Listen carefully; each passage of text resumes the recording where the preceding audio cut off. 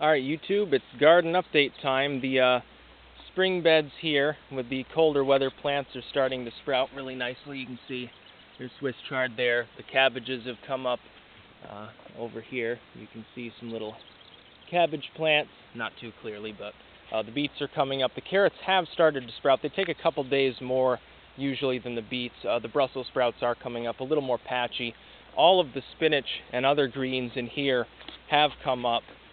There are some more that have sprouted just today, and they're looking pretty good. You know, there's a lot of cow poop in here, so they're doing well. Here has finally been planted 4 cucumber stands.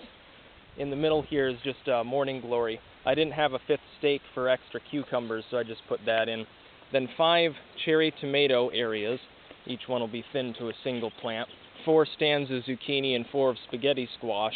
They're a little closer together than I planned, but they should be fine. That's more space than I usually give them.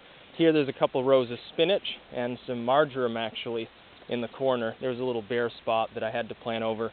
This is looking much better. Fully weeded out for the most part, except a few little areas around the plants. Everything's coming up just nicely here. Irises, lilies, lupin, catnip, several of those bushy plants. I don't know what they are, the poppy and so forth. So that's looking good. You can see the bare spot here where the board used to be. I had to sort of jerry-rig this in back to, there was a hole in the fence unfortunately, and I think the groundhog was coming through. It looked about groundhog-sized hole, munching down some of the little seedlings. So I closed that up, dug in the cinder block, so that should be fine. On the corner, there are some sweet peppers actually, some banana peppers, a few rows of leeks right here. Just kind of put them in because I wanted to see how they did on this dirt back here. And then there are 5 rows here of sweet corn and beans, bush beans that is. And then there's a little other spot here, and I left a little clearing in the middle so I can literally just walk through here and in back of the corn, which makes it a lot easier. It'll make it easier to harvest, it'll make it easier to weed, fertilize and water and so forth. Corn's basically the only thing I'll put a chemical fertilizer on. You can see some little footprints. Somebody decided to walk through here, probably the neighbor's dog. But now that I've closed the fence up completely, that shouldn't be a problem. I don't really care as long as it doesn't kill any of the seeds or anything. I'm ambivalent.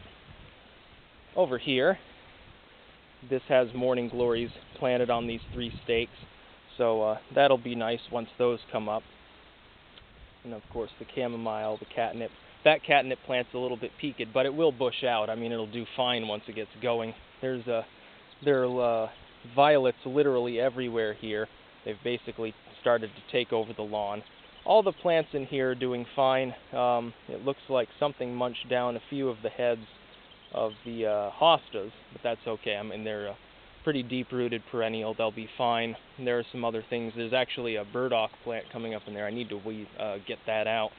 All the chamomile's fine. I don't see any fennel yet, but that's because I don't know what fennel actually looks like. I've never planted it successfully before, so it could be coming up and I wouldn't even know that it's there necessarily. But all the other perennials and so forth in here are just fine.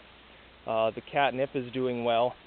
The catnip that got transplanted in here, this was like the most productive of all the plants. When you transplant it, sometimes parts of it will die back, and so it looks a little bit thinner. But that one did fine. This one actually is fine as well. And then there are a couple more. There's one on the corner that didn't get transplanted. I just left it where it was. So that's a general garden update. The battery is showing red, so it's not going to last much longer. You can see some sunflowers coming up randomly. I'm going to leave a few of those here and there in the garden just for, just break it up, make it look pretty. Everything else is just fine. So it's fully planted now for the most part. There's still a couple of little bare patches, essentially just in the middle there and right in the center of this bed. Those are the only unplanted empty areas. That's about all. Peace out.